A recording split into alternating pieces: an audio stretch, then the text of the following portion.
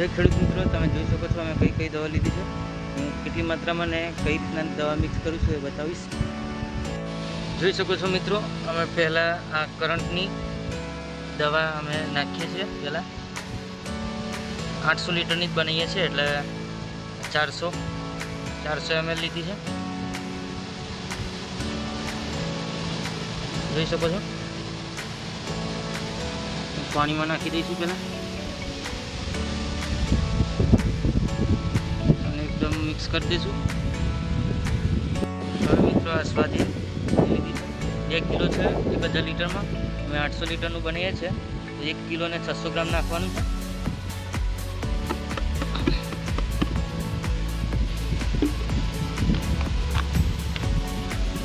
બીજું લીધું,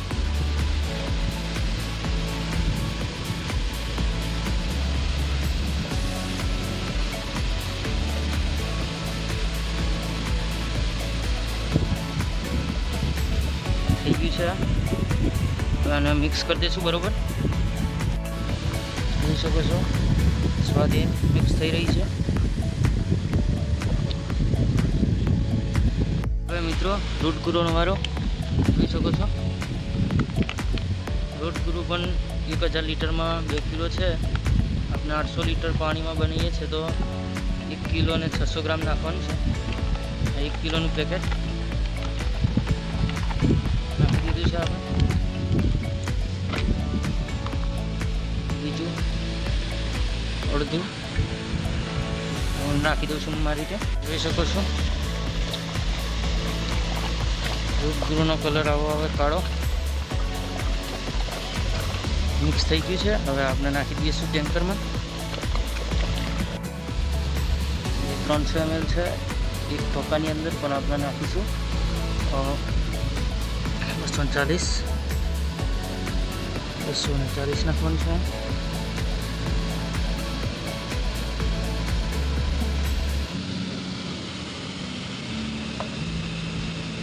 થઈ ગઈ છે 240 મિત્રો, અમે અંદર નાખી દીધી છે દવા બધી, બતાવ્યું નથી કારણ કે ટ્રેક્ટર અહીંયા ઊભું છે અને દવા છેક ત્યાં બનાવીએ છીએ, એના કારણે હું આજે એકલો છું અહીંયા દવા બનાવવા માટે। હેલ્પર મિત્રો ઊભા જ નહીં થવા માંગતા, આજે થાકી ગયા છે ખાતર નાખીને। દવાને એકદમ મિક્સ કરી દઈએ, સારી રીતે મગફળીને લાગી શકે। જોઈ શકો છો અંદર દવાનો કલર થોડો કાળો થઈ ગયો છે। જોઈ શકો છો મિત્રો, અમે આવી ગયા છે દવા છાંટવા માટે, અહીંયાથી બાકી હતું। જો આજે અમે ખાતર નાખી દીધું, આજે દવા છાંટીએ છીએ કારણ કે ઈયળો દેખાય છે। જોઈ શકો છો મેં ખાતર નાખી દીધું, અહીંયાથી બાકી હતું, આમ દવા છાંટવાની બાકી છે એટલે આમ જઈશું। આ આગળ છાંટી છે, જોઈ શકો છો અહીંયાથી બાકી છે। મગફળીમાં કોઈ ફરક દેખાય તો કમેન્ટ કરજો મિત્રો। જોઈ શકો છો મિત્રો, આ નાની મગફળી દેખાય છે ને અહીંયાથી મોટી દેખાય છે, થોડીક વધારે મોટી દેખાય છે, જોઈ શકો છો। અમે આજે દવા છાંટવાના કારણે ખેતરમાં ખેડ નથી કરી રહ્યા, જોઈ શકો છો ખાતર મિત્રો, જોઈ શકો છો આ ખાતર નાખેલું છે આજે, એમાં હમણાં સ્પ્રે કરીએ છીએ ઈયળનો અને ફૂગનો ને એનો, જોઈ શકો છો તૈયારી કરી છે। અમે 2-3 ચાસ અંદર લીધું છે કારણ કે ભૂલી ગયા હોય તો।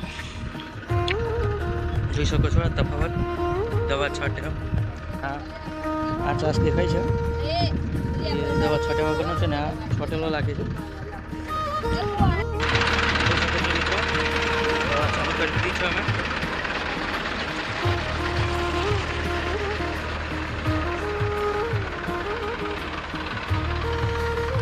ખાતર નાખેલું છે એ દેખાય છે જો, અને આ દવા ચાલુ છે ઈયળનો સ્પ્રે।